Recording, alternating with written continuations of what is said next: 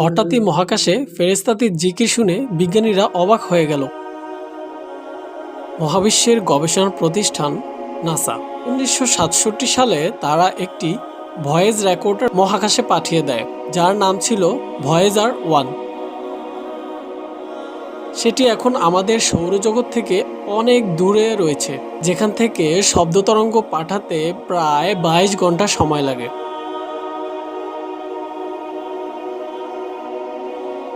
সম্প্রতি মেশিনটি এমন একটি ভয়েস পাঠিয়েছে যেটা শুনে বিজ্ঞানীরা অবাক হয়ে গিয়েছে। যদিও বিজ্ঞানীরা ভাবতো মহাকাশে কোনো শব্দ নেই, যেহেতু সেখানে বাতাস নেই তাই কোনো শব্দ থাকার সম্ভাবনা নেই। কিন্তু এ ধরনের শব্দ শুনে সত্যিই তারা অবাক হয়ে গিয়েছিল। শব্দটি শুনলে মনে হয় কোটি কোটি মানুষ মিলে আল্লাহ আল্লাহ বলেই জিকির করছে। শব্দটি একবার শুনে দেখুন।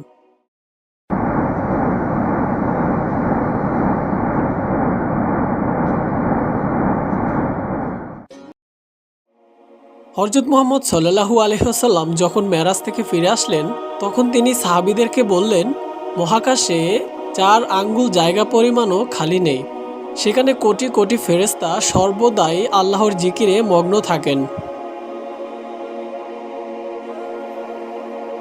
ফেরেশতাদের এই আওয়াজ শুনে হযরত মুহাম্মদ সাল্লাল্লাহু আলাইহি সাল্লামের কথার সাথে সম্পূর্ণরূপে মিলে যাচ্ছে। ভয়েসটি শুনে আপনাদের কি মনে হয়? এটি কি আল্লাহ নামের জিকির নাকি মহাকাশের অন্য কোনো শব্দ? কমেন্ট করে জানাবেন।